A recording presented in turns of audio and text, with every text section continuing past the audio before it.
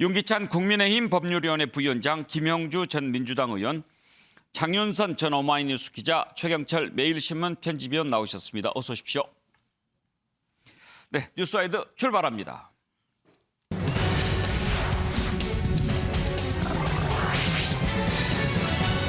네, 오늘 윤석열 대통령이 교육부 장관 후보자에 박순애 서울대 행정대학원 교수, 보건복지부 장관 후보자에는 김승희 전 의원 후보자 지명했습니다. 그리고 식품의약품안전처장 차관급이죠. 오유경 서울대 약대 학장을 임명했습니다. 세 사람 모두 여성이라는 점이 매우 특이합니다. 그동안에 너무 내각 여성이 안 보인다 이런 지적이 나왔고, 바이든 미국 대통령이 왔을 때 미국 기자로부터 그런 질문 받아서 약간 곤혹스러워하기도 했죠. 그 모습 한번 보실까요? Your cabinet nominees are overwhelmingly male, and you yourself during your presidential campaign proposed abolishing the Ministry of Gender Equality. And what will you and your administration do to improve the state of gender equality in this country?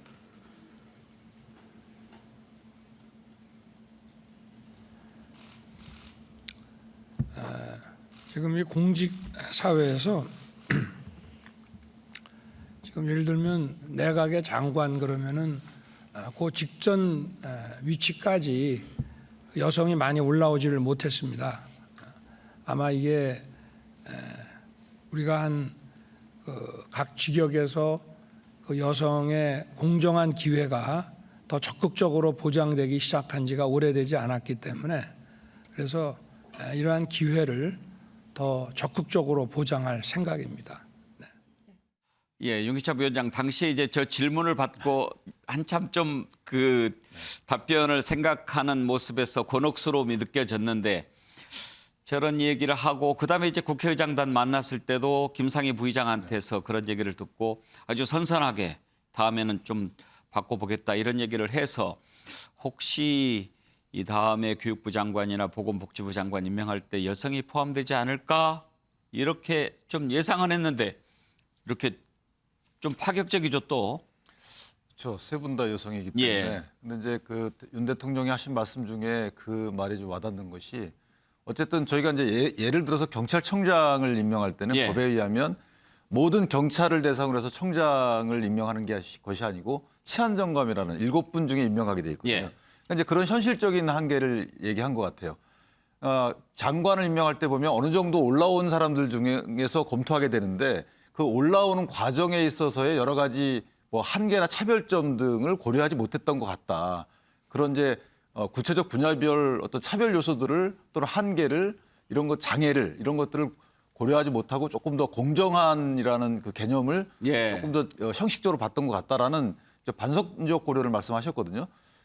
따라서 조금 더 넓게 다음 단계 또는 그 전 단계까지 고려해서 인사 대상자의 범위를 좀 넓혀보겠다. 예. 이런 취지로 좀 일반적인 기준을 그렇게 제시했고요.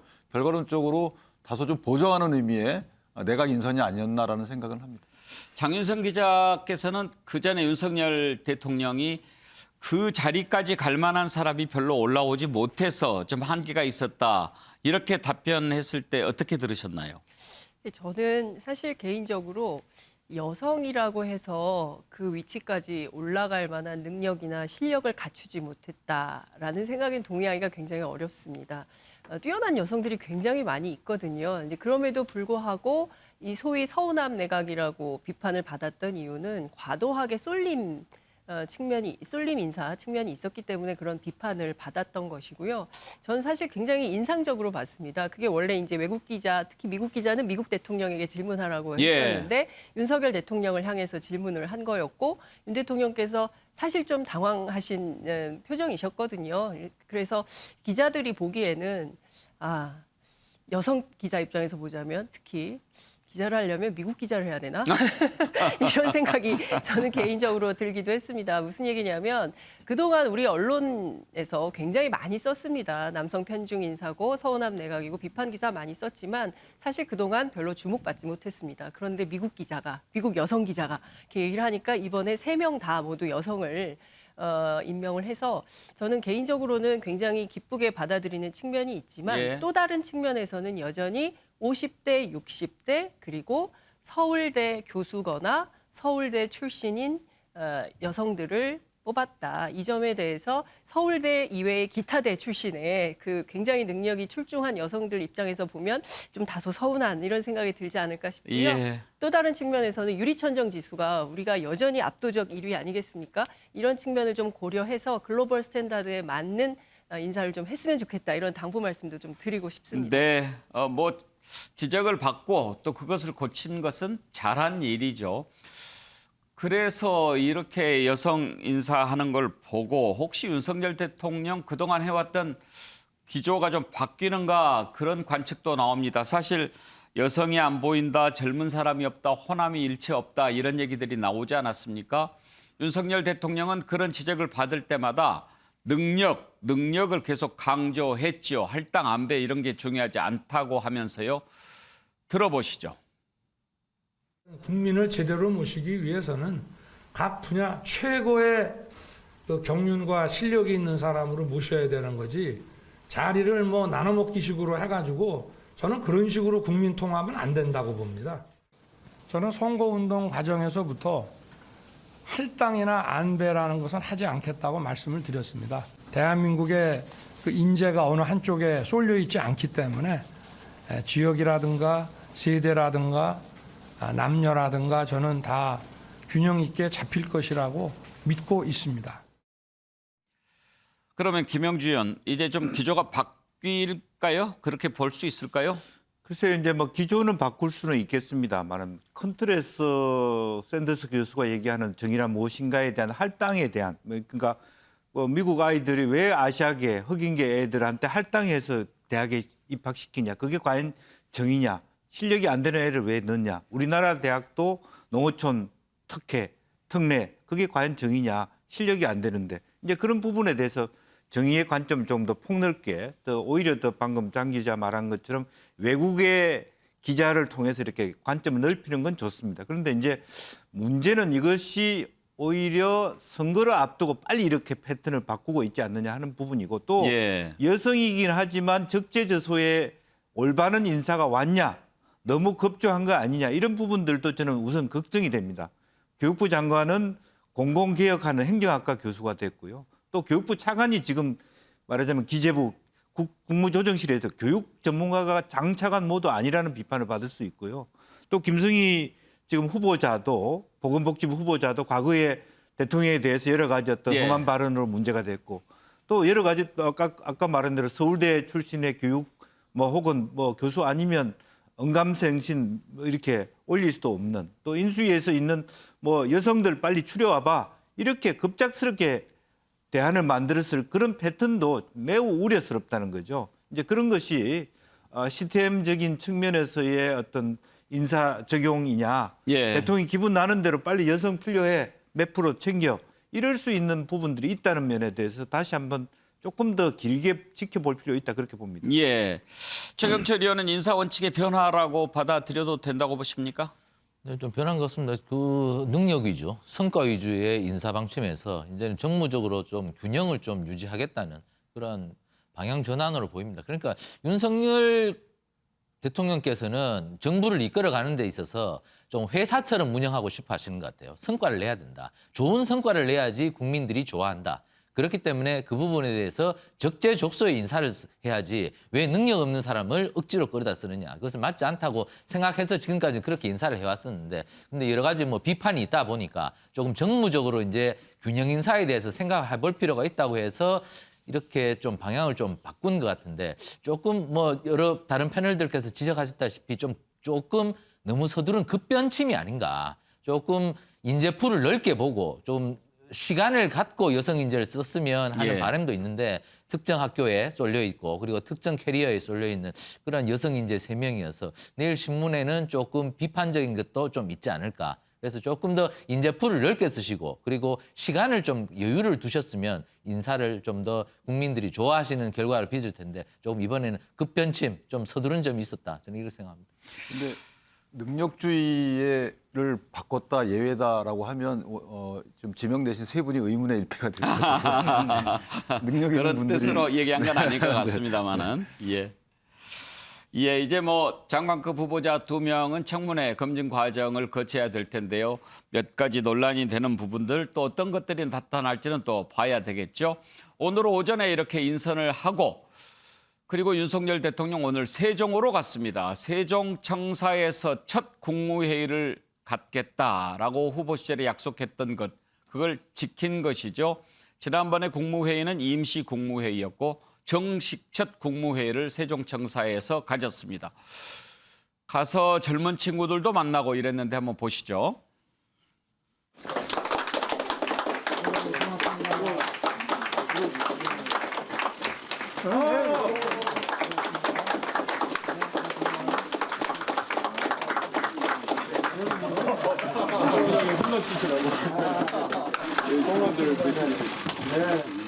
감사합니다.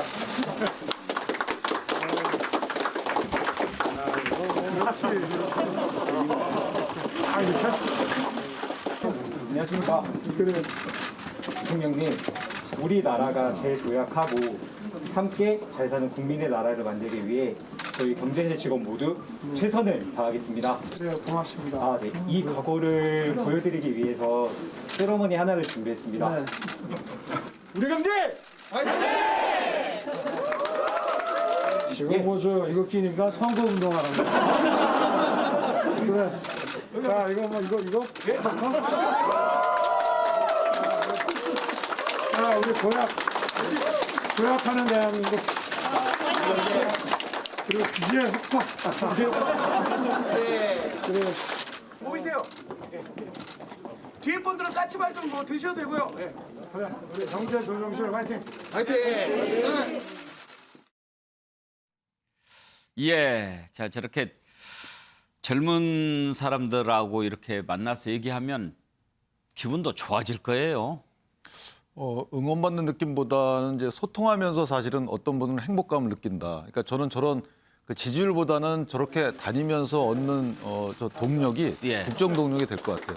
지난번 그 중소기업인 대회도 다소 좀 이례적으로 치러졌거든요. TF를 전부 다 돌아다니시면서 사실 그것이 정서돼서 올라오는 보고서보다는 훨씬 더 생생한 정보가 되기 때문에 예. 그런 상당히 좋은 행보라고 보고 있습니다. 그런데 김영주 의원 이제 어퍼컷 세레머니 하면서 선거운동 하는 것 같다 그렇게 우스갯소리를 대통령이 했는데 사실 이제 세종청사에서 국무회의 갖겠다고 하는 것은 약속이었거든요. 약속이죠. 예. 그렇지만 지금 이제 지방선거 당장 내일부터 이제 사전 투표하게 되는데 네. 충남 또 세종 이쪽이 지금 좀 치열하잖아요. 네.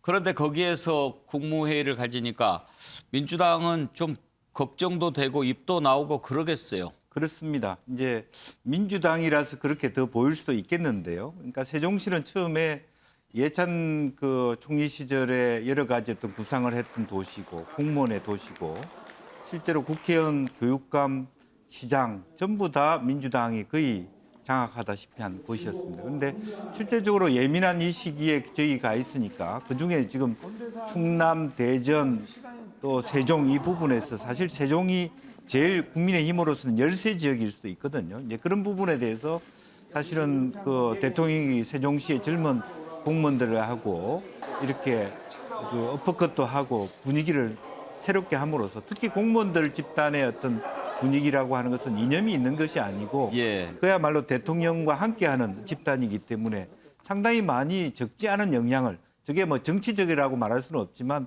그럴 수 있는 부분이 있어요. 그래서 민주당이 보기에는 상당히 예민한 부분이 아닌가 그렇게 보여집니다. 그런데 최경철 의원 오늘 젊은 친구들 만나가지고 대통령이 또 우스갯소리도 했더군요. 뭐 이렇게 책에 건배사 얘기가 나오고 그러니까 나는 건배사 좋아하지 않는다. 건배사하면 술 마실 시간이 줄어든다. 그렇게 또 재미있는 얘기도 했다고 하는데 하여튼 이 먹는 것 보면 상당히 진심이에요 보면. 아유, 뭐 식사를 아주 잘하시고 그저께 대구 가셔서 그 예정이 없는 국밥 먹는 행사까지 하시면서 어쨌든 소통에 대해서는 굉장히 뭐 달인이다 이런 만큼 그 굉장히 좀 호응을 얻고 있고요. 그리고 또 저분이 요즘 그 다니는 특성을 보니까 저런 행보를 하면서도 기자들을 또 일일이 데리고 다니지 않아요. 그 기자들을 물리고 그런 비공개 행사도 하면서도 소통을 많이 하는 거 보니까 어쨌든 소통에는 좀 열심히 하기로 결심을 했으니 어쨌든 그 대통령께서 국민의 말씀에 귀를 기울이는 그런 대통령이 되시길 예. 바라고요. 오늘 세종 간 것은 그 굉장히 의미가 있습니다. 이 정부가 세종에 거의 모든 부처를 옮겨놓고 사실 대통령 잘 안 가거든요. 그런데 거기서 국무회의를 하고 이제 앞으로 더 차축하겠다. 이제 대통령 제2집무실을 세종에 만들 겁니다. 그리고 국회도 이제 세종으로 가는 법률이 통과가 됐고, 그리고 부지까지 다 만들어졌고, 세종이 명실상부한 그 행정 중심 복합도시가 되는 큰 발걸음을 디뎠으니까 대통령께서 저 부분을 공약도 하셨으니 그 약속을 잘 지켜서 지방 균형 발전에 일익을 담당하시는 그런 큰 행보를 내주시기를 빕니다. 장윤성 기자는 세종청사에서 가진 국무회를 놓고 민주당이 좀 약간 옆으로 눈을 흘기면서 보는 것에 대해서 어떻게 생각하십니까? 뭐 선거가 사실은 분위기가 좋지 않기 때문에 뭘 해도 민주당 입장에서는 좋지 않게 보일 것 같다라는 생각이 좀 듭니다. 그렇지만 저는 그 약속을 지키는 대통령, 그리고 또 어쨌든 지역 균형 발전 차원에서 첫 번째 국무회의 장소를 세종으로 선택한 것, 뭐 이런 것들은 국민들에게 박수 받을 수 있는 그런 그 정치 행보라고 생각을 하고요. 특히 젊은 세대와 이제 소통하고 뭐 이렇게 하는 것은 또 나름대로 플러스 정치가 아닌가 싶습니다. 다만 저는 저 어퍼컷 세레머니가 물론 뭐 규제 혁파 뭐 이러면서 하는 것은 괜찮지만 누구를 향한 어퍼컷 세레머니냐에 대한 어쨌든 비판 뭐 이런 것은 있기 때문에 예. 관련해서는 조금 유념해 보실 필요도 있지 않을까 싶습니다. 뭐 너무 민감하게 보고 그럴 것 있겠습니까? 옛날 선거할 때 어퍼컷 세레머니로 유명했으니까 젊은 친구들 한번 해달라고 부탁하는 거고, 그래서 한번 다시 보여주는 거고, 뭐 이렇게 퍼포먼스죠. 생각하면 될 수도 있을 것 같습니다. 네. 예, 자 오늘 윤석열 대통령 장관 임명한 거, 장관 후보자 지명한 것 의미, 그리고 임시 국무회의까지 살펴봤는데요. 그런데 이제 한덕수 국무총리가 국무조정실장 장관급입니다. 한 사람을 추천했는데 이 문제를 놓고 좀 논란이 있습니다. 이 내용 살펴보죠. 한덕수 국무총리가 추천한 사람은 문재인 정부에서 청와대 경제수석을 지냈던 분입니다. IBK 은행장이지요. 그런데 이 윤종원 후보자에 대해서 국민의힘 권성동 원내대표가 아니 문재인 정부에서 소득 주도 성장 그거 했던 경제수석을 왜 이 정부에서 장관급 자리에 앉힌다는 말입니까? 곤란합니다. 대통령한테까지 안 된다는 뜻을 전했습니다. 그런데 이제 한덕수 총리는 윤종원 실장 내정자가 소주성, 소득주도 성장을 부르짖은 게 아니고 그게 문제가 있어서 그걸 좀 고쳐보려고 간 사람이고 훌륭한 사람이다라고 하면서 뜻을 굽히지 않고 있습니다. 윤석열 대통령 한덕수 국무총리 지명하면서 책임 총리 얘기하지 않았습니까? 그런데 책임 총리를 하겠다고 해놓고 그 총리가 추천한 사람을 대통령이 또 바꾸는 거, 이것도 부담스럽죠. 그러면 여당 원내대표는 또 어떻게 될까요? 여기에 좀 복잡한 정치적 함수가 들어 있습니다. 관련된 내용을 한번 듣고 짚어보죠. 그 소득주도 성장이라는 정책이 그분이 오면서부터 포용적 성장이라는 정책으로 이름으로 바뀌었어요. 그분은 원래 훌륭한 그런 경험을 가졌고, 뭐 최종적으로는 그런 이제 검증 과정이 끝나고 인사권자가 판단을 하시는 거 아닌가. 요즘에 국가등 고집하지는 않겠다는 말씀이신가요? 아니, 제가 인사권자는 아니니까. 아닌가. 대통령께서 만약에 그분을 선택하지 않아도 그거에 대해서 수용하시는지. 아니, 저는 이제 그분을 보는 것과 그 자리의 어떤 우선순위를 보는 것에서는 이런 검증 과정이 좀 스무스하게 잘 끝났으면 좋겠다. 그런 생각을 가지고 있습니다. 가장 중요한 거는 차관급 이상의 고위 공무원은 자신의 철학과 소신에 맞는 정부와 일을 해야 됩니다. 그분은 문재인 정부의 망가진 경제정책의 주역이었습니다.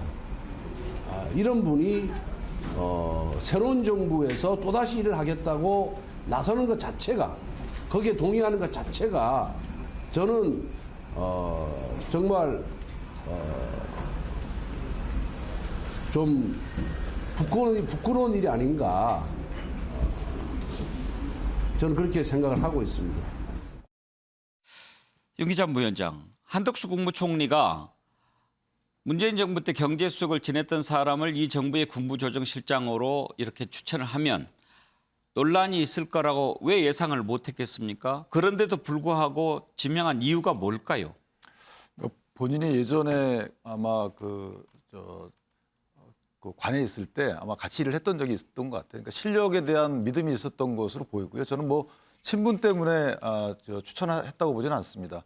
다만 이제 이분이 윤종원 전 경제수석이 정무직 공무원이었거든요. 예. 그러니까 직업 공무원이었으면 위에서 결정되는 정책을 집행하는 분이기 때문에 거기에 대한 책임을 묻는 것은 어렵습니다만은 그것이 아니고 정무직 공무원이라는 것은 정책 위반 과정에 상당히 관여 내지 권한이 있기 때문에 그 정책에 대한 평가에 책임을 져야 되는 부분이 없지 않아 있어요. 더군다나 그 정책이 잘못됐다고 소득주도 성장이든 포용적 성장이든 저희가 이야기는 이름만 바뀌었다고 이해를 했기 때문에 그러면 그 정책에 대해서 국민도 일단 평가를 내렸습니다. 부정적 평가를. 그러면 거기에 대한 어떤 해명 절차 또는 객관적인 평가 절차는 거치고 나서 그다음에 그럼에도 불구하고 왜 본인이 이 잘못 위반된 정책이다라는 것은 인정을 해야 되는 부분이고요. 예. 그런 절차가 있어야지만 현 정부의 경제 정책과 코드가 맞는다라는 전제하에 그다음에 이제 그 다음 단계를 넘어가야 되는 것이고 만약에 그것이 진행된다면 한덕수 총리가 본인 소관 부서인 국무조정실장으로 추천을 했으면 권한에 걸맞게 그 부분은 대통령께서 상당히 비중 있게 검토를 해야 된다. 저는 그렇게 생각합니다. 김영주 의원, 한덕수 총리 말도 일리가 있고 네. 권성동 원내대표 말도 이해가 안 가는 바는 아니고 네. 그런데 이제 문제는 대통령이 어떻게 결정을 하느냐 하는 건데 대통령이 지금 어느 한편을 들어줘야 되는 그런 상황이 돼버렸어요. 그렇습니다.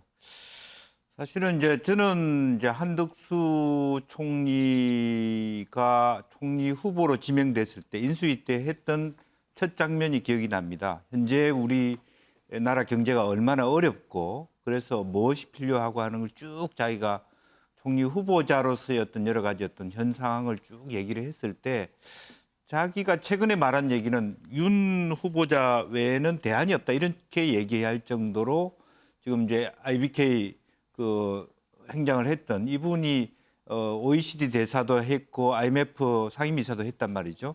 전체적인 애완 위기라든지 인플레라든지 스태그플레이션이라든지 국내적인 여러 가지 일 속에서 한 총리가 하고자 하는 전국을 풀어보는 어떤 경제 정책상의 컨트롤 타워를 할 수 있겠다. 이 사람 정도면 청와대에서도 있었고 여러 가지 또 하나는 이분이 윤 총리가 얘기한 것처럼 홍장표라고 하는 문재인 정부의 초기 경제수석 장하성, 김상조 이 팀에서 소주성을 하면서 그 소주성의 한계 속에서 이분은 공간의 여러 가지 관료로 있다가 발탁됐기 때문에 사실은 정무직이라고 하지만 실제적으로 그런 부분이 약합니다. 예. 이제 그런 측면에서 한덕수 총리는 큰 흠결이 없다 그렇게 보시는 거고요. 그래서 실제적으로 물론 이것은 대통령의 몫이긴 하지만 그러한 경우를 철학의 문제로 보기는 좀 어렵지 않나 그렇게 봅니다. 한덕수 총리 입장에서는 윤석열 대통령이 능력 강조하니까 능력 있는 사람 골랐다 이렇게 생각할 수도 있고 또 나는 협치를 통해서 탄생한 국무총리니까 협치 차원에서 그전 정부에서 일했던 사람도 능력만 되면 쓸 수 있는 것 아니냐 이런 생각할 수가 있었겠지요. 그런데 이 문제를 여당의 원내대표가 정식으로 문제를 제기하는 이런 이례적인 상황까지 발생을 하다 보니 당정 간에 갈등이 생기는 것 아니냐 이런 얘기가 나오고 있습니다. 국민의힘 이준석 대표 그런 시각에서 볼 것은 아니다라고 얘기하는데 한번 들어보시죠. 권성동 원내대표께서 그런 지적을 하셨다 해가지고 그것이 불협화음으로 보기는 어렵다. 우리 권성동 원내대표는 누구보다도 윤석열 정부의 성공을 바라는 분이기 때문에 그 의도에 대해 가지고 오해는 아무것도 없을 것이다. 저는 이렇게 판단합니다. 저는 뭐 당내에서 어떤 그 정부 측 인사에 대해 가지고 의견을 내는 것도 일상적인 상황이다 이렇게 판단하고 근데 또 우리 대통령께서는 사실상 한덕수 총리에 대한 신뢰가 깊으시고 또 사실 책임 총리로서의 역할을 한덕수 총리가 하시기로 이제 많은 분들이 기대하고 있기 때문에 이 부분은 원만하게 해결이 됐으면 좋겠습니다. 예. 장윤선 기자 보시기에 불협화음이 아닌 것 같습니까? 불협화음이죠. 네, 저는 100% 불협화음인데요. 몇 가지 갈래를 나눠서 좀 분석을 해볼 필요가 있을 것 같습니다. 예. 우선 권성동 원내대표가 소득주도 성장만 계속 주장을 하시는데 문재인 정부의 경제 정책을 되짚어 보면 세 가지예요. 소득주도 성장이 있고 혁신 성장이 있고 공정 경제 세 가지가 삼박자로 돌아가서 이제 그 함께 맞물려서 돌아가는 그런 그 경제 정책을 수행하겠다고 했습니다.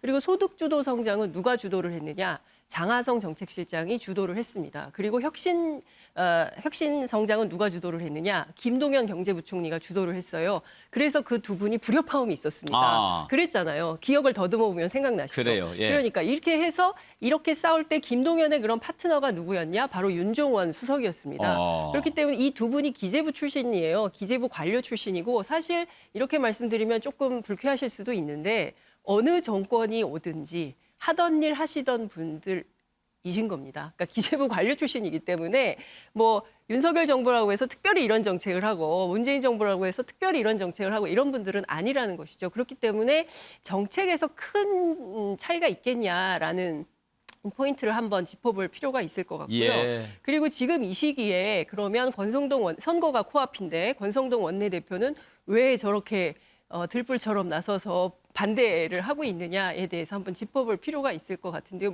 원래 저런 인사 문제는 그 물밑에서 다 조율하고 정리된 다음에 나오는 게 정치인데 왜 저러느냐 이걸 좀 짚어볼 필요가 있을 것 같은데 국무조정실장이란 말이에요. 그러니까 국무조정실장이 상당히 인사와 예산에 관여를 많이 하고 국무총리의 브레인 역할을 하는 자리입니다. 그렇기 때문에 당의 입장도 반영이 돼야 되는 자리예요. 그렇기 때문에 소위 한덕수 총리가 꼭 필요해서 천거한 사람, 이 사람으로는 부족하다고 판단을 하는 겁니다. 왜냐하면 당의 입장도 좀 들어가야 되지 않습니까? 그러니까 그런 차원을 고려했다고 좀 볼 수가 있을 것 같고요. 그러면 한덕수 총리는 이 문제를 어떻게 할 거냐, 이게 과연 계속 고집을 부릴 수 있느냐에 대해서 제가 오늘 정치권 취재를 해보니까 쉽지 않을 거다. 그래서 아마도 조만간 책임 총리 한다고 했는데 총리 핫바지론이 나올 수 있다라는 정치권의 분석과 전망이 있었습니다. 김동연 부총리도 박근혜 정부 때 국무조정실장 그렇습니다. 했지요. 예. 그러니까 지금 한덕수 총리는 관료적인 시각에서 보는 것 같고 네. 권성동 원내대표는 이제 정치인 시각에서 그렇습니다. 보는 것 같은데 아까 우리 윤기찬 부위원장이 이제 정무적인 얘기한 것은 관료 출신이라 하더라도 청와대 경제수석을 했으면 이제 정무적인 그런 사람으로 분류할 수 있지 않느냐 그 말씀인 거죠. 그렇죠. 그렇게 또 권한과 책임을 본인이 부담을 해야 되는 게 또 원칙이죠. 예. 그러면 최강철 의원 보시기에 어떻게 될 것 같습니까? 사실 뭐 윤종원 수석은 제가 뭐 이분 브리핑하는 것도 많이 들었는데요. 예. 사실 소득주도 성장에 대해서 그렇게 강한 톤으로 말씀하신 분은 아닌 건 맞습니다. 예. 전임 홍장표 경제수석이 굉장히 소득주도 성장 주창자죠. 그래서 그분은 뭐 기자들과 만날 때 되면 그 입에 거품을 물면서 소득주도 성장에 대해서 굉장히 강한 톤으로 말씀하셨고 지금 또 KDI 원장으로 가 계십니다만은. 근데 뭐 그 뒤에 들어온 윤종원 경제수석은 사실 그렇게 세게 말을 하는 편은 아니지만 그렇다고 해서 대통령께 가서 이거 소득주도 성장하면 안 됩니다도 말도 하지 않은 사람이에요. 그렇기 때문에 그 책임에서 자유로울 수가 없습니다. 그렇기 때문에 저는 이 방법은 해결하는 방법은 무엇이냐.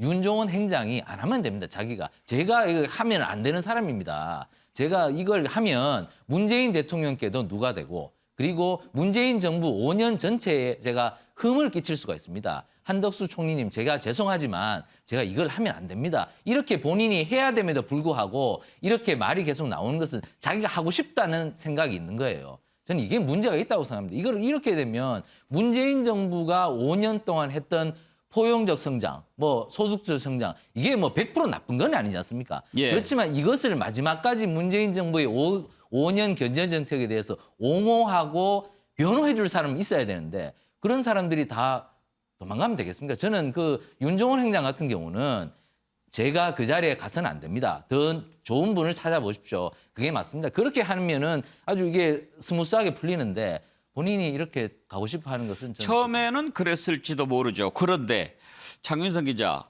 조금 깊이 한번 들어가 보죠. 거기까지 한덕수 총리가 생각했을지는 모르겠습니다. 그런데 아까 이제 핫바지 얘기가 나올 수도 있다라고 했는데 혹시 한덕수 총리가 누굽니까? 국무총리를 이미 했던 분이고 여러 가지 정말 연륜, 경륜이 뛰어난 분 아닙니까? 논란이 될 만한 사람인데 천거를 했다. 나를 책임 총리 시키겠다고 하는데 과연 내가 책임 총리를 할 수 있을지 아니면 의 전 총리, 대독 총리에 머무르게 할 것인지 이것을 한번 테스트해 보기 위한 리트머스 시험지 차원에서 쭉 꺼내들었을 가능성도 있을까요? 그 얘기를 제일 많이 하고 있습니다. 그러니까 정치권에 오늘 제가 취재를 쭉 해보니까 지금까지 한덕수 총리 분명히 책임 총리 한다고 하시고 딱 기자회견 하셨는데 지금까지 차관급 인사 다 끝났는데 한덕수표 인사가 누가 있냐? 단 한 명도 없다. 그러면 그 국무조정실장이야말로 총리하고 손발을 맞춰서 함께 일해야 되는 중요한 파트너이고 또 한덕수 총리께서 과거에 10년 이상 정부에 계시지 않았습니다. 밖에 계셨기 때문에 민간 쪽에 계셨기 때문에 사실 후배들이 지금 어떻게 일하고 있는지 잘 몰라요. 그래서 사실 한덕수 총리 입장에서는 윤종원 그 수석이 꼭 필요한 파트너인 것이죠. 그러니까 뭐 이분이 능력이 훌륭하고 뭐 이것도 있지만 본인에게 필요한 사람인 것입니다. 그래서 이분을 모셔왔고 그리고 이분을 데리고 꼭 일을 하고 싶다라고 대통령께 말을 하고 있지만 대통령 입장에서는 총리 손만 들어줄 수가 없는 거예요. 왜냐하면 당정이 함께 5년을 이끌어가야 되는데 여기서부터 엇박자 난다? 그럼 굉장히 앞으로 피곤해지는 겁니다. 그렇기 때문에 아마도 윤석열 대통령 잠 못 주무실 것 같아요. 한번 봅시다. 근데 책임 총리라는 것이 물론 권한을 이제 실질적으로 보장해 주겠다는 거지만 예컨대 뭐 국정 운영 방향, 그러니까 철학까지는 아니더라도 정책적 방향에 대해서 대통령이 공약을 국민께 드리고 그 공약을 실현하기 위해서 여러 가지 내각을 구성하는데 그 내각 구성원이 대통령 공약과 반대되는 행보를 했던 분이다. 근데 어떤 특별한 계기 없이 그대로 모셔다 쓴다. 이것도 사실 문제가 있는 거죠. 뭐 특별한 계기가 있어야 되겠죠. 이렇게 했는데 이런 이유 때문에 본인이 이렇게 얘기하더라. 근데 능력이 탁월하다. 이런 어떤 배경 설명을 뭐 하셨겠지만 아직 저희는 모르기 때문에 그런 절차 없이 했다 그러면 당에서 문제 제기할 수 있는 사안은 맞는 것 같아요. 예. 자, 다음으로 넘어가겠습니다. 지금 새 정부에서 가장 주목받는 부처 바로 법무부죠.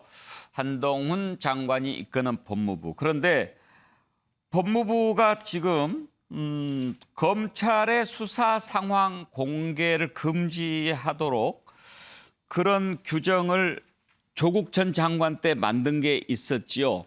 그때 그 만들 때 본인이 뭐 조사 받게 되는데 그런 부분 기자들 취재 제대로 못하게 만든 거 아니냐 그런 얘기도 나왔습니다. 그리고 한동훈 장관 취임 전부터 이거 바꾸겠다 그런 얘기도 했고요. 그래서 그런지 법무부가 이 금지에 관한 규정을 바꾸는 작업에 들어갔다고 합니다. 한동훈 장관이 그전에 이와 관련된 얘기 한번 한 걸 들어보시죠. 전 장관은 후보 시절 가족 입시 비리 의혹, 사모펀드 의혹, 사학비리 의혹 등 연일 터져나오고 수사를 받게 되자 형사사건 공개금지 규칙을 개정해서 수사 상황이 더 이상 언론에 보도되지 않도록 꽁꽁 숨겼습니다. 대통령직 인수위 보고 당시에 법무부가 최근 해당 규정은 폐지까지 염두에 두고 개선하겠다 이렇게 입장을 밝혔는데요.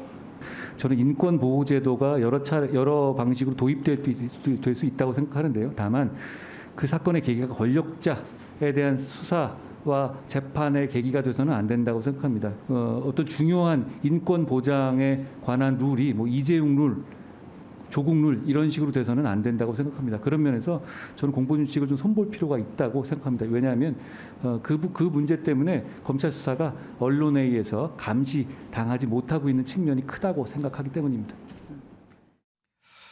김영주 의원, 이제 네. 한동훈 법무부는 일단은 그걸 정상화라고 생각하는 것 같습니다. 문재인 정부 때 핍박받았다고 생각하는 그런 검찰 간부들을 다 요직으로 복귀시키는 그런 인사 단행했죠.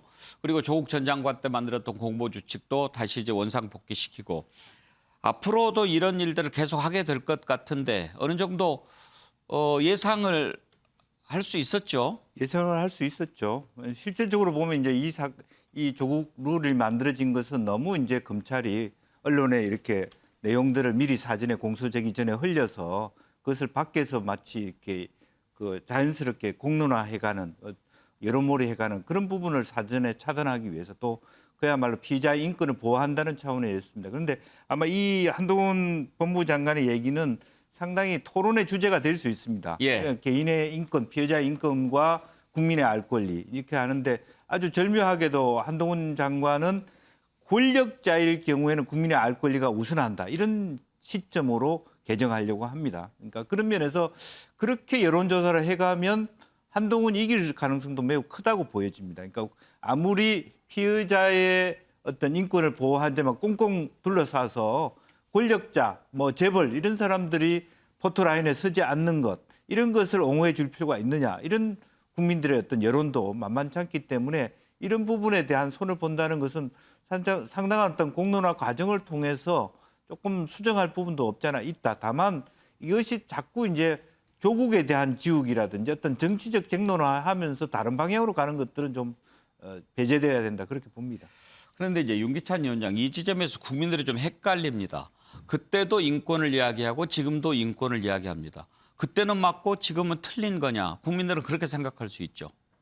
그러니까 인권이라는 것을 본인의 실리를 챙기기 위한 명분 삼아서 많이 얘기하는 부분이 없지 않아 있죠.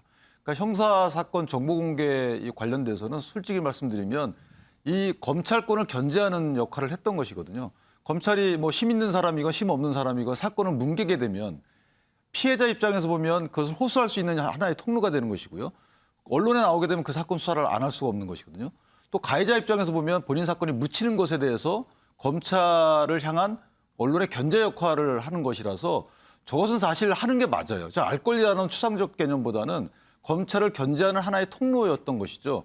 그런데 그 당시에는 힘 있는 사람을 위해서 저 부분이 개정이 됐던 거라서 자 배경적 설명을 차치하고 일단 그 기능을 보면 좌우 힘 있고 힘 없는 사람 다 떠나서 검찰을 견제하는 기능을 한다. 뭐 이거 하나면 당위적인 설명이 되는 거라고 좀 봅니다.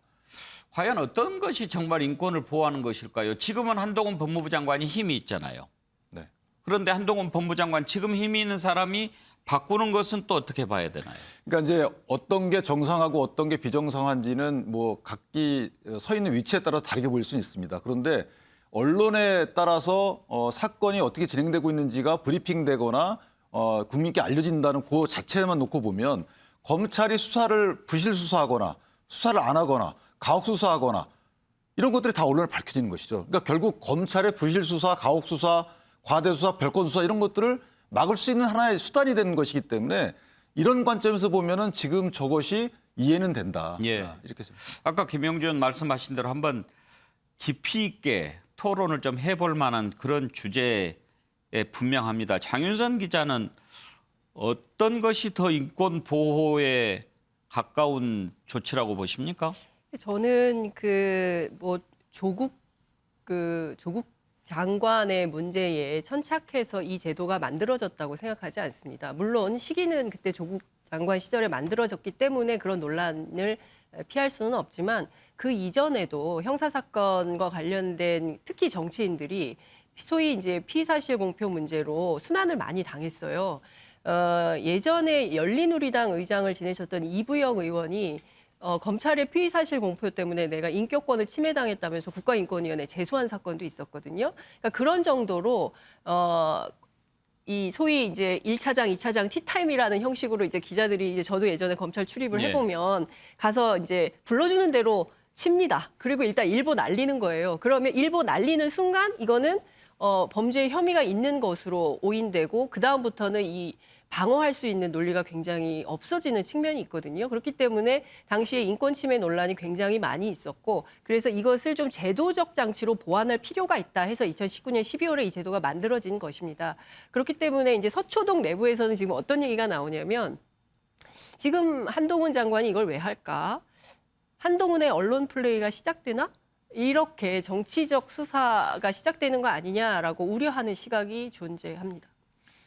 최경철 의원 시각은 어떻습니까? 예전에는 수사검사 방에 막 들어갔습니다. 그래서 뭐 영장도 다 보고 수사 기록도 막 들치고 막 이렇게 했었습니다. 근데 그러면 안 되는 거지 않습니까? 기자가 들어가서 뭐 남의 피의 사실 뭐 다 보고 이래서 막 쓰고 이러면 안 되니까 이제 다 막았죠. 검사방에 들어갈 수 없다. 그래서 차장 검사의 브리핑만 들어라.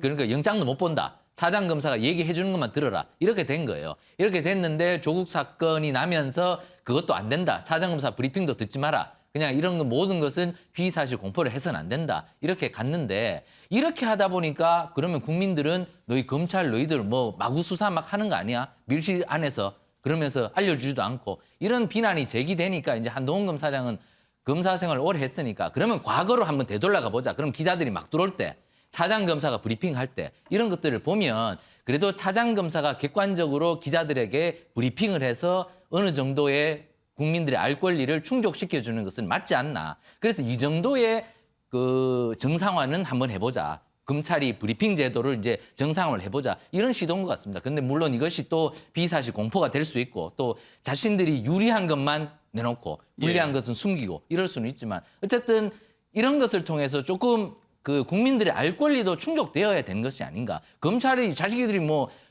기자들도 모르게 그냥 마음대로 수사해서는 안 되지 않습니까? 그런 것은 항상 알려줘야 되고 검증받아야 되고 거기에 대해서는 수사가 또 비판받을 수도 있고 이렇기 때문에 이번 조치는 좀 정상화의 수순이 아닌가. 이것도 사실 문제가 있다면 또 조정을 할 필요가 있고 어쨌든 알 권리를 충족하는 그러한 조치는 필요하다. 저는 어떤 것이 진짜 인권을 보호하는 것인지는 정말 한번 토론이 필요할 것 같고요. 그러기 위해서는 정말 권력기관이 또 수사를 담당하는 기관이 정말 엄정하게 해야 된다는 전제가 반드시 필요할 겁니다. 기자가 검사방에 들어가는 그런 시절이 없었다고 한다면 아마 박종철 군 고문치사 사건이 이 세상에 밝혀질 수 없었을 겁니다. 예. 그때는 기자가 검사를 가서 만나서 얘기를 들었기 때문에 밝혀질 수 있었지 않습니까? 그런데 또 그게 너무 자의적으로 기자가 검사방에 자주 들어가 버리면 비밀 누설이라든가 또 이런 문제가 있고 기자 스스로도 정의롭지 않은 기자일 경우에는 그렇죠. 자기가 유리한 것만 빼서 보도를 해버리는 그러한 문제가 발생할 수 있기 때문에 어쨌든 알 권리는 보장되어야 하지만 그 알 권리를 어느 정도까지 보장할지는 좀 더 토론이 필요하고 공론화가 필요하다. 근데 권익 관점에서 보면 이제 검찰권 견제를 통해서 그럼 얻을 게 뭐냐라는 관점에서 보면 저희가 인권이 항상 대두되는 부분은 힘 있는 사람들의 인권이었어요. 힘 있는 사람들의 피의사실 공표 방지권. 그 반대 그러면 수사를 통해서 실체적 진실이 발견되면서 얻은 이익을 얻는 사람 누구냐? 그럼 피해자들이에요. 예. 그럼 과연 힘 있는 사람들의 인권과 피해자들의 그 재산 신체에 관련된 권리, 법익. 그래서 생각을 좀 깊이 해볼 필요가 있는 것 같아요. 예. 그나저나 한동훈 법무부 장관이 이렇게 시행하는 조치들 그리고 일거수일투족 기자들이 관심을 갖고 국민들 관심을 갖는 가장 큰 이유는 윤석열 대통령의 최측근이기도 하지만 너무 세지는 거 아닌가 하는 그런 생각을 들게 만드는 것 때문이죠. 지금 일단 검찰총장 출신 대통령과 아주 가까운 사람이 법무부 장관을 하고 있는데 이제 또 그 법무부에서 인사검증까지 이렇게 맡기로 하지 않았습니까? 그러다 보니 인사검증을 한다면서 모은 정보들을 가지고 또 수사의 정보 이용하면 어떻게 될까? 이런 걱정도 나오고 있고 교육부 같은 경우에는 아니 교육부는 부총리급이고 오히려 우리가 더 서열상으로는 높은데 이 관련된 정보들을 다 법무부에서 가져가고 그러면은 우리가 왜 어떻게 되지? 뭐 이런 걱정도 하게 되고 이러다 보니 이제 뭐 소통령 얘기까지 나오는 거 아니겠습니까? 박홍근 민주당 원내대표 비판을 들어보시죠. 인사 검증까지 손에 쥐겠다는 한동훈 법무부 21세기 빅브라더가 되려는 것입니까? 윤석열 대통령은 제왕적 청와대를 없앤다는 명분으로 민정수석실을 폐지하더니 고위공직자 인사정보에 관한 한 하나부터 10가지를 모두 검찰의 손에 쥐어주려 합니다. 검찰에서 손발이 닳도록 합을 맞춘 측근들끼리 대한민국 고위공직자의 인사정보를 갖고 좌지우지하게 됩니다. 대통령, 한동훈 법무부, 검찰로 이어지는 직할체계에 무소불위의 권력까지 더한 검찰공화국은 소설 1984에 나오는 진실부를 떠오르게 합니다. 자, 김영주 의원 네. 어떻습니까? 우려할 만한 일이라고 보십니까? 실제로는 이제 첫 번째 관점은 대통령께서 인사 검증이라는 것을 어떻게 보느냐. 사실 미국 같은 경우는 사실은 이웃집 사람들이 어떻게 하는 흔히 세평 이런 것들에 대해서 그 사람의 역량 그것이 우선시 돼야 되는데 이 사람이 범죄자냐 비위가 있느냐의 중심으로 또 검사의 관점으로 어떤 공직자를 본다. 물론 반부패적이고 깨끗한 사람, 범죄 없는 사람 고르는 건 당연한 글이라고 할 수 있지만 실제로 이제 미국의 FBI가 하는 것들을 한다고 하지만 실제적으로 종합적인 인사이냐 하는 거고 또 하나는 실제적으로 법무부 안에 국정원, 군인, 경찰이 다 들어가는 그런 인사 시스템을 갖게 되는 겁니다. 과거에 이제 민정수석실에서 그렇게 했던 거거든요. 그럼 그게 맞는 거냐? 또 하나는 이제 그럼으로 인해서 행안부는 도대체 뭐냐? 인사에 대한 총괄 책임자는 행안부입니다. 인사혁신처에서 하는 거고 그게 시스템인데 물론 공직자에 대한 인사검증은 청와대로 위임시켜 놓은 거죠. 인사혁신처장이. 이제 그런 부분을 다 법무부에 위임시키는 그런 것이라면 민정수석실이 있는 거나 없는 거나 뭐가 차이 납니까 사실은. 윤기찬 위원장, 이제 법무부에서 이런 논란을 의식해서 몇 가지 장치를 만들기는 했어요. 장관이 직접 개입하지 않고 최종 보고만 받는다. 그리고 물리적으로 법무부에서 멀리 떨어진 곳에 둔다. 이런 조치들도 있는데 이런 거 가지고 그런 논란을 다 불식시킬 수 있을까요? 일단 저는 아직 현재 직을 맡고 있는 그 사람을 떠난다면 제도만 놓고 먼저 검토해 볼 필요가 있을 것 같아요. 예. 근데 현재 대통령실의 민정수석실에서 검증 보고서까지 만든다는 거였잖아요. 근데 그 정보를 어디서 받냐면 사실은 또 검찰, 경찰, 국정원에서 받아왔던 것도 사실입니다. 그러니까 실질적으로 그렇게 해왔던 것도 맞아요. 그럼 담당 책임자가 이제 법무장관 산하의 검증단으로 된 거죠. 근데 검증단에서 만드는 것은 모아가지고 추천된 인사에 대해서 검증할 만한 요소들을 발견해서 검증 보고서를 만드는 겁니다.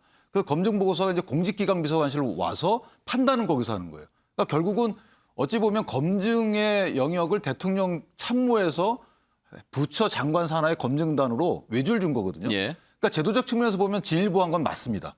근데 이게 문제가 되는 것이 뭐냐면 왜 하필 한동훈이냐라는 사람이 이제 개입되다 보니까 그렇기 때문에 제도적 측면에서 먼저 이해를 하고 그럼 현재 그 제도적 측면은 이해를 하겠지만 사람이 대통령의 측근이라는 평가를 받는 사람이기 때문에 이게 문제가 있다 이렇게 나눠서 평가를 해볼 필요가 있어요. 그래야지만 제도 개선 플러스 혜택이 되는 건데 지금은 두 개가 합쳐지다 보니까 이런 문제가 있는 것이고 그래서 저는 개인적으로 인사검증이라는 것은 국회에서 기관에 검증하는 게 아니거든요. 대통령이 본인이 지명하기 전에 자체에서 어떤 사람 평가하는 것이기 때문에 이것은 이렇게까지 논란의 대상이 될 건 아니라고 봅니다. 예컨대 부실 검증의 책임은 대통령과 검증단이 지는 거예요. 그러니까 부실 검증의 문제를 해칭하는 이런 방법상의 고려이기 때문에 정보 부분도 이렇습니다. 인사혁신처에서 인사와 관련돼서 정보를 수집할 수 있는 게 법정화돼 있어요. 예. 모든 걸 할 수 있는 게 아닙니다. 그 법정화돼 있는 것만큼 위탁할 수 있는 것도 똑같은 거거든요. 더 많은 정보를 수집할 수 있도록 권한이 주어지는 게 아니라서 이것은 국가공무원법상 제한된 정보를 인사혁신처 대신 법무부에서 갖다가 본다라는 것이라서 결국 사찰의 위험은 적은 거고요. 그다음에 부실검증의 위험은 대통령이 만약에 이게 문제가 있다 그러면 책임 소재가 측근이 했기 때문에 부실검증 아니냐라고 공격 대상이 커지는 거고. 그래서 저는 대통령 인사권 행사의 내부 검증의 한 절차기 때문에 이 부분을 정치권에서 너무 과민하게 반응하는 게 아닌가라는 생각을 개인적으로는 합니다. 글쎄요. 근데 이제 제도 개선이라고 한다고 하면 사실 이런 일 하라고 인사혁신처가 있는 거 아닙니까? 근데 그것을 이제 대통령 비서실이 갖고 있었던 거고 대통령 비서실에서 우리가 이제 못하겠다라고 하면 그냥 인사혁신처로 넘기면 되는 거지 왜 그걸 또 다시 법무부에다가 갖다 맡기느냐. 이 주장이 지금 민주당에서 나오는 거죠. 근데 이제 인사혁신처의 그 인원과 구성원으로다가는 인프라가 잘 갖춰지지 않은 것 같아요. 예를 들면 민정수석실에서도 사정기관들이 나와서 그걸 검증을 하거든요. 그러니까 뭔가 인프라가 있어야 되는 겁니다. 거기에 얻어지는 정보를 갖고 분석을 하는 부분이 있기 때문에 그런 측면에서 보면 인사혁신처에서는 애당초 현 정부만 이렇게 한 게 아니고 예. 지난 정부에도 대통령 민정수석실에서 했다는 부분은 인사혁신처의 인프라 갖고는 안 되기 때문에 부실검증을 막기 위해서 그런 이제 고려가 적용된 게 아닌가 생각합니다. 이것도 사실 한번 또 토론해 볼 주제입니다. 오늘 토론 주제가 많이 쌓이는데요. 자, 다음으로 넘어가죠. 민주당 내분 들여다보겠습니다. 박지원 비대위원장이 연일 논란의 중심에 서 있는데요.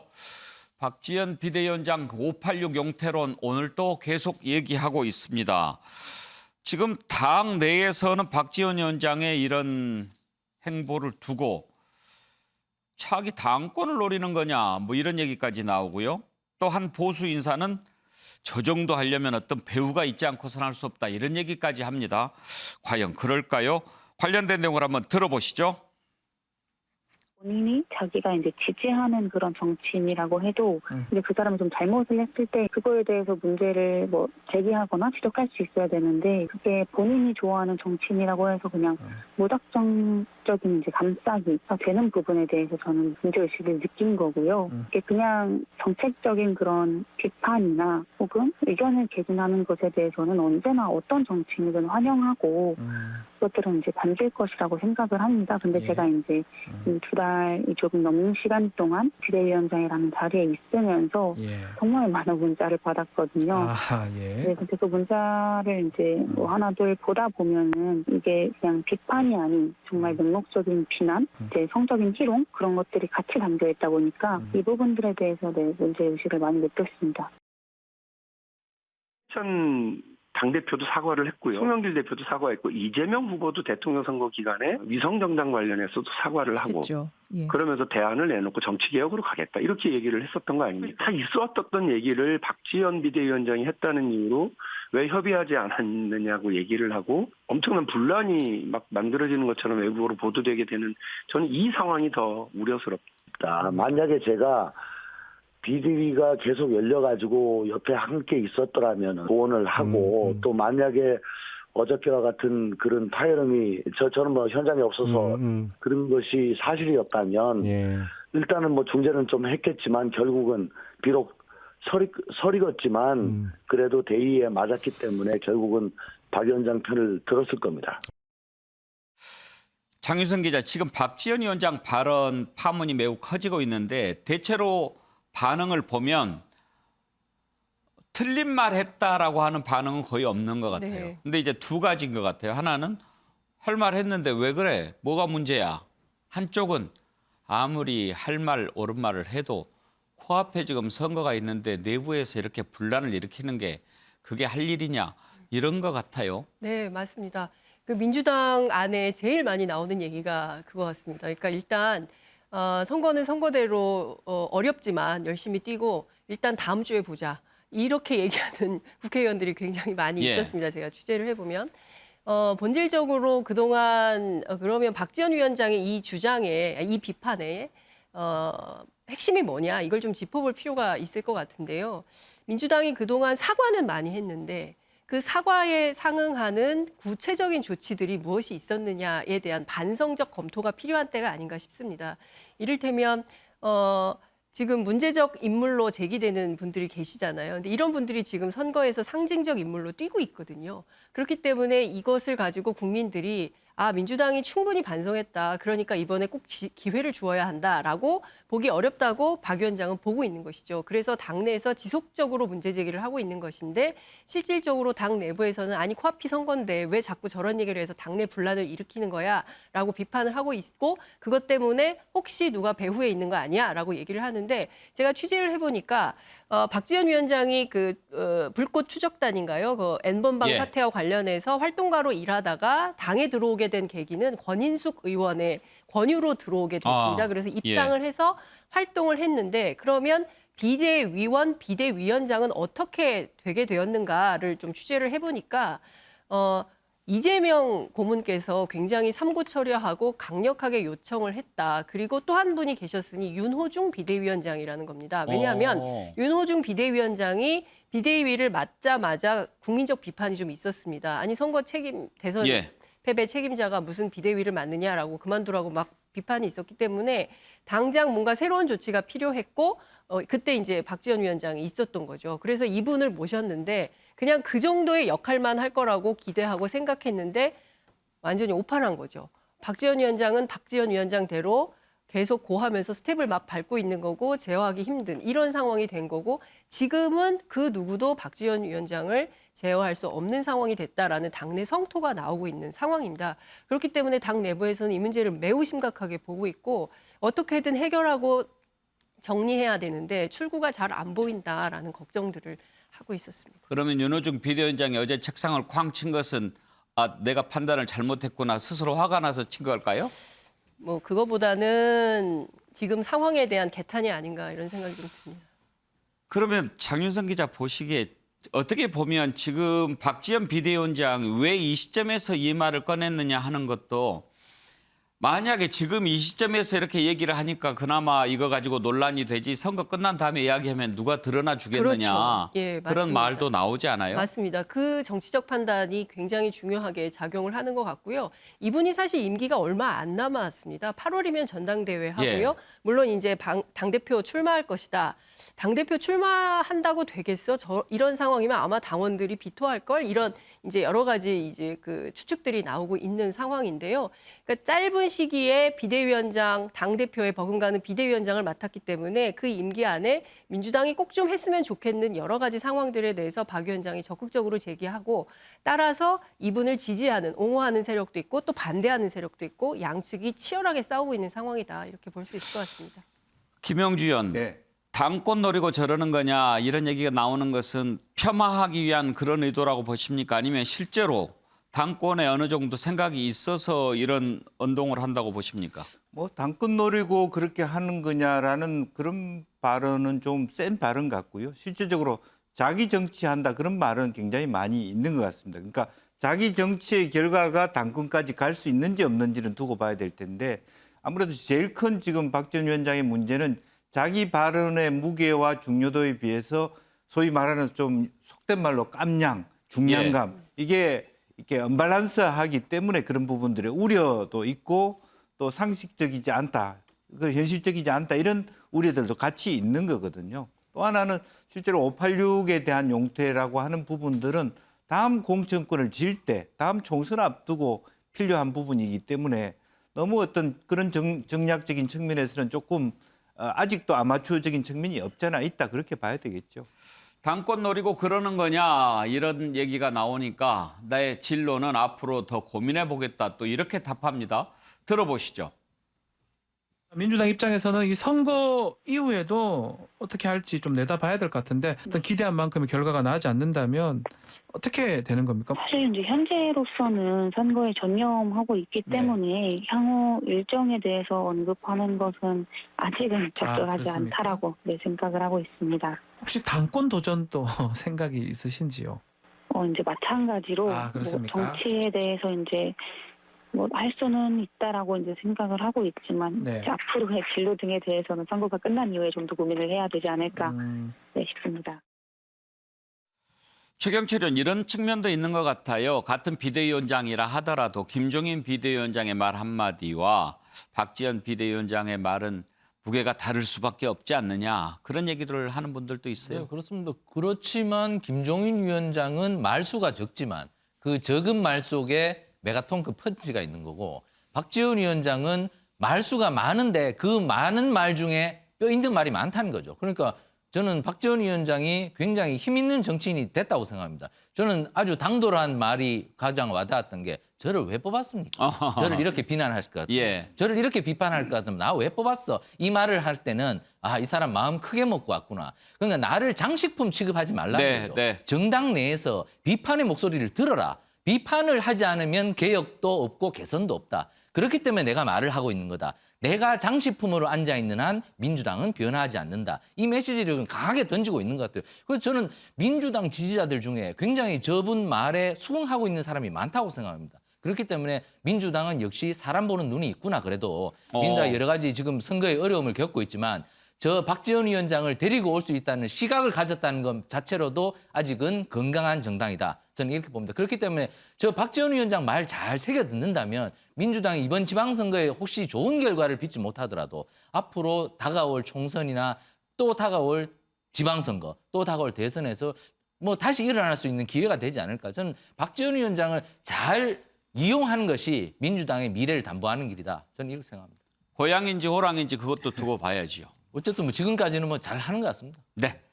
자, 다음으로 넘어가겠습니다. 내일 모레 이제 사전투표가 실시됩니다. 지방선거가 막판에 접어들었는데요. 인천 계양을이 아주 뜨거운 곳으로 떠오르고 있습니다. 여야가 지금 인천 계양을에 화력을 집중하고 있는데요. 처음에는 이재명 후보의 넉넉한 승리가 예상이 됐는데 국민의힘 이제는 해볼만 하다라고 생각하는 것 같습니다. 관련된 내용을 좀 들어보실까요? 계양 구민들께서는 이제 두 가지 선택을 제시받고 있죠. 연고 있는 사람이냐, 유능한 사람이냐. 그래서 연고 가지고 자꾸 따지는 경향이 상대방한테 있고요. 내세울 게 이제 연고밖에 없으니까요. 우리는 인천이 원래 외지인들이 모여 사는 곳이라 유능한 그리고 영향력 큰 정치인이 지역 발전에도 도움이 된다. 이런 기대가 더 많으신 것 같아요. 정말 우리 계양 구민들을 우습게 알고 호구를 알고 자신의 정치적 어떤 그 야유, 어떤 정치적 이유로서 이곳에 오지 않았느냐. 국회의원 여기 온 지 20일도 안 되신 분, 우리 지역 현안이 아무것도 모릅니다. 지역의 어떤 그 몇 가지 그 문제들을 물어봤는데 아무것도 못하고 이런 분이 지금 와서 큰 일꾼을 주창하면서 우리 지역 주민들을 현혹하고 혼란하게 하고 있습니다. 예, 오늘 또 이제 이재명 후보가 인천은 외지인이 사는 곳 뭐 이런 얘기를 해서 또 논란이 되기도 했는데 윤기찬 부위원장 그나저나 국민의힘에서 한번 우리가 뒤집을 수도 있겠다 이런 생각을 하고 있는 것 같아요. 뭐 여론조사 며칠 전부터 되어온 여론조사 결과를 보더라도 저희가 기대했던 것보다 훨씬 격차가 줄어 있는 상황이고 또 어떤 부분은 앞선 상황이 나왔었죠. 그러니까 인천이 이제 어떤 결과, 그러니까 계양을에 대한 선거 결과를 떠나서 약간 약한 고리 비슷하게 돼버렸어요. 그러니까 이재명 전 지사가 오시면서 경기에 대한 그 어떤 김동연 후보가 또 의문의 일패를 당하신 부분이 없잖아 있고 계양을에 있던 송영길 후보가 서울로 가시면서 이재명 후보가 계양을에 대한 발전 여부 판단의 효과가 또 서울까지 영향을 미치거든요. 또 이재명 후보에 대한 평가가 인천시장 선거 결과에 영향을 미치고 그러니까 약한 고리가 돼버린 거죠. 강한 고리가 될 줄 알았더니 따라서 거기를 저희로서는 두드려서 수도권 지역의 광역선거 단체장의 선거 결과 유력에 이끌 그래요. 의미가 있죠. 사실 김영주 의원 저 계양을 저 선거구가 관심 지역구가 된 게 이재명 후보한테는 별로 도움이 안 된 거죠. 그렇습니다. 실제적으로 보면 참 아픈 것은 예컨대 이제 분당에 보궐선거가 없었다면 저렇게 그 논란이 될 수 없어요. 피해 왔다. 왜냐하면 자기 지역에 보궐선거가 있는데 쉬운 계양으로 왔다라고 하는 부분이 아픈 부분이에요, 사실은. 만약에 분당에 보궐선거 없으면 옛날에 김대중 대통령도 저 강원도 인제에서 나오셨고 뭐 국회의원이 어느 지역에 나온다는 게 별 뭐 그게 문제가 안 되고 있습니다. 그런데 자기가 살았던 지역에 보궐선거가 나옴으로 인해서 참 도망왔다는 말이 이게 성립이 돼 버리는 부분이고 또 하나는 본인이 말씀하신 유능하냐 뭐 안 유능하냐의 문제가 되는데 실제로 보면 누가 유능하냐 하면 대통령을 낀 여당이 유능한 부분이라서 그 부분도 소구력을 갖지는 않습니다. 다만 이번 대선 결과 인천시 평균 비해서 계양구에 있어서의 대선 평균이 7% 이상 민주당이 앞서였거든요. 상당히 좋은 지형이고 그런데 다만 처음에 이 지역에 들어올 때 대통령 후보 정도의 매머드급의 유세를 하는 것이 지역 주민 입장에서는 좀 왜 외지에서 들어오면서 이렇게 고답적인 자세냐 이런 부분은 없잖아 있었던 것 같습니다. 그런 부분을 늦었지만 지금 이제 선거운동 모드를 바꾸고 있지 않습니까? 뭐 비공개다 어떻게 하면서 새로운 마음으로 고추 세운다면 뭐 이 부분은 큰 문제는 없다 그렇게 보여집니다. 최근에 두 후보가 토론회를 했는데 토론회 장면 한번 보실까요? 분당에서 정치적으로 크셨고요. 성남시장, 경기도지사 하면서 일 잘했다라고 늘 자화자찬하셨는데 분당과 국회의원 보궐선거를 피해서 도망왔습니다. 우리 계양구민들 우습게 알고요. 금배지 방패 삼아서 불체포 특권 누리겠다라고 우리 유권자를 생각하는데 이에 동의하시는지 OX를 답해 주셔서 좋습니다. 그다음에 송영길 전 의원이 우리 계양구민에게 그동안 아낌없는 사랑을 받았는데 정말 배은망덕하게 먹튀했고 서울시장에 출마를 했는데 이게 잘한 일이라고 생각하는지에 대해서 OX로 짧게 답해 주시면 좋겠습니다. 일을 잘했다고 자화자찬하는 것이 아니라 실제로 잘했기 때문에 불체포특권 얘기 자꾸 하시는데 국민의힘이 고발했지만 저는 아무 문제가 없어요. 자기들이 총 겨눠놓고 총피하려고 하네. 이렇게 적반하장하면 안 된다. 이 말씀 하나 드리고요. 이런 먹튀 이런 표현 하시면 곤란합니다. 우리 인천이 키운, 계양이 키운 큰 정치인 더 큰 일을 해서 대한민국에 기여하면 좋지 않습니까? 연고 자꾸 주장하시는데 연고가 있지만 능력이 없다면 연고가 없어도 유능한 옆집 사람이 옆 동네 사람이 같이 일할 수도 있는 거 아닙니까? 예, 장윤성 기자 얼마 전까지 대선 토론했는데 이제 국회의원 토론회를 하고 있습니다. 지금 이재명 후보가 어려운 싸움을 하게 된 형국인데 가장 큰 이유가 어디에 있다고 보십니까? 제가 보기에는 명분 없는 도전에 대한 책임. 물론 이제 본인은 지방선거에 대한 책임, 뭐 뛰든 안 뛰든 나는 지방선거에 책임이 있다라고 말씀은 하셨지만 어떻게 책임지는가가 굉장히 중요한 것이었는데 결국엔 앞서 이제 김영주 교수님 말씀하신 대로 쉽게 이기는 방법을 선택한 것은 사실 민주당 지지자들 입장에서는 노무현 정신에 맞지 않는다고 생각을 하는 것입니다. 그렇기 때문에 지금 저렇게 정치하는 것이 과연 옳은 것인가에 대한 지지자들 내부 또 당 내부 그리고 지금 선거를 뛰고 있는 후보들 가운데서도 그런 문제의식이 있는 것이 가장 큰 문제인 것 같고요. 문제는 이후에 어떻게 될 거냐. 예컨대 이재명 고문만 살아오고 나머지가 다 지고 뭐 이런 상황이 됐을 때 그것을 과연 승리라고 말할 수 있겠느냐. 그 이후의 책임은 어떻게 할 거냐에 대한 논란도 당내에서 상당히 심각하게 불고 있습니다. 예, 그래요. 최경철 의원 사실은 일단 보궐선거는 무난하게 통과하고 당 대표 맡아서 재건하는 것 이걸 구상을 하고 있었을 거 아닙니까? 그런데 지금 첫 번째 단계에서 어려움을 겪고 있는 거예요. 그렇습니다. 이게 정치인은 쉬는 것도 굉장히 큰 일인데 이번에는 쉬었어야 하는 타이밍이거든요. 예전에 김대중 대통령께서 김영삼 대통령한테 선거 지고 나서 영국 가셨을 때 그것도 하나의 메시지입니다. 물론 그분은 정치 은퇴한다고 떠나셨지만 그래도 마음속 하나는 내가 언젠가 돌아올 수 있다는 이런 생각을 하면서 가는 거거든요. 그게 쉬는 것도 메시지입니다. 영국 가거나 뭐 미국 가거나 외국 가는 것도. 근데 이번에는 이재명 전 지사께서는 쉬는 타이밍이었는데 조금 무리한 출마였다. 그렇기 때문에 여러 가지 무리수가 붙고 지금 여기서 압승을 하지 못하면 더 큰 상처를 입게 된다. 그렇다면 지금 여기서 승리한다 해도 승리의 샴페인을 들기가 어렵다. 이미 반창고를 한 5개 붙이고 다음 그 대표 선거라든가 다음 정치를 해야 되거든요. 그렇다면 국민들한테 비춰준 이미지는 상처뿐인 영광입니다. 그렇기 때문에 저는 이재명 전 지사께서는 이번에는 정말 쉬었어야 하는 타이밍인데 굉장히 큰 오판을 하셨다. 그러나 어쨌든 승부는 이길 건 같습니다. 왜냐하면 워낙 지명도가 있고 하기 때문에. 예. 그러나 이번에 상처가 너무 많았다. 그렇게 판단할 수 있겠습니다. 내일 모레 사전 투표인데 이번에는 또 투표율이 얼마나 될지도 관심입니다.